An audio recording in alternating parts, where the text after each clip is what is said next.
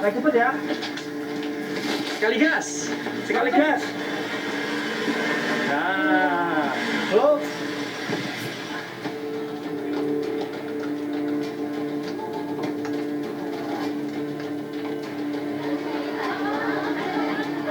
Setiap kelompok akan diberikan 4 selokan dan harus diencer.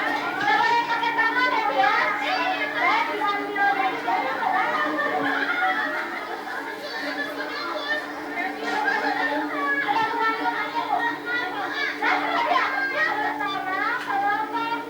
Pasca longsor menerjang, sebanyak 564 jiwa dari 164 kepala keluarga terpaksa mengungsi. Mereka ditampung di 2 lokasi pengungsian, di aula kantor desa dan gedung olahraga Pasir Lango.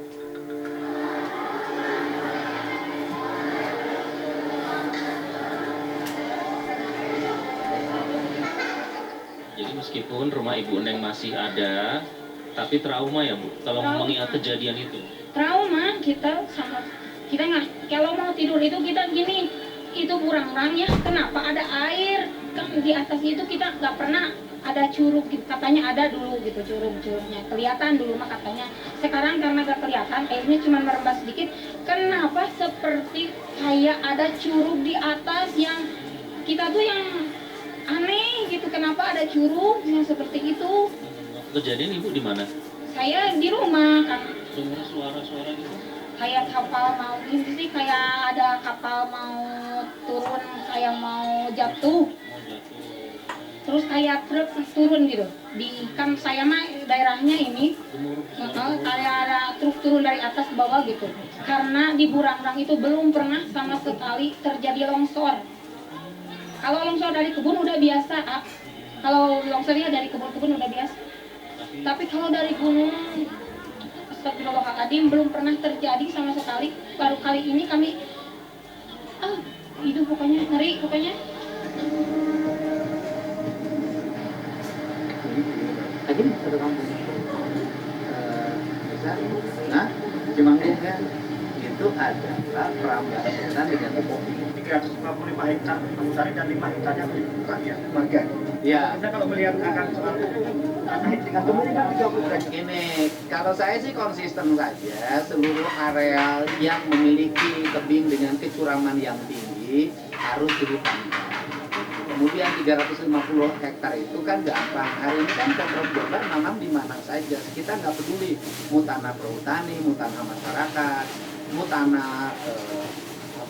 milik badan konservasi gitu kan.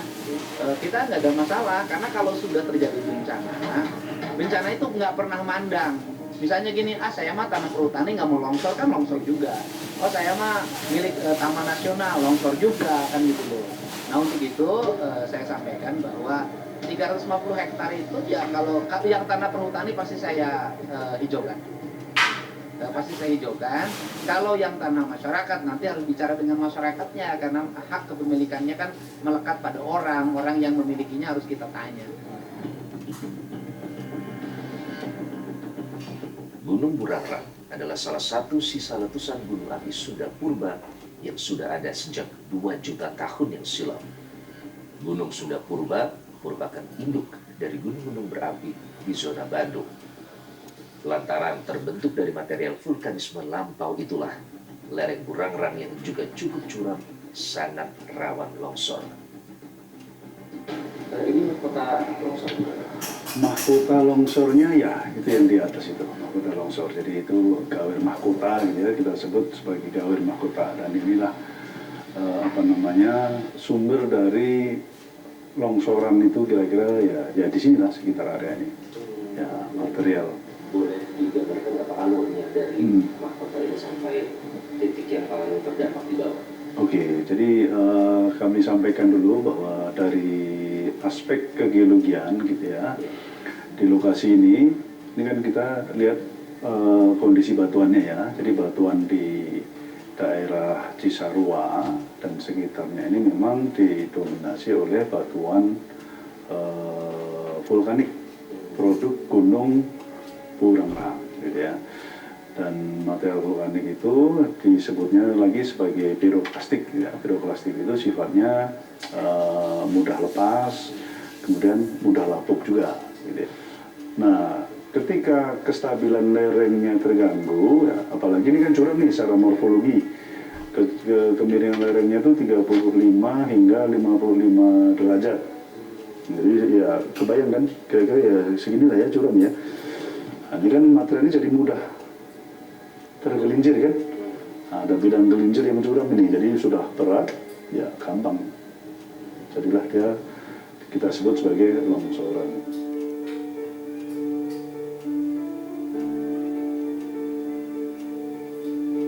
Jadi kita sudah mendapatkan gambaran seperti apa setidaknya kehidupan warga korban yang masih bersyukur masih bisa hidup, namun yang juga harus dipikirkan adalah kedepannya tentu saja.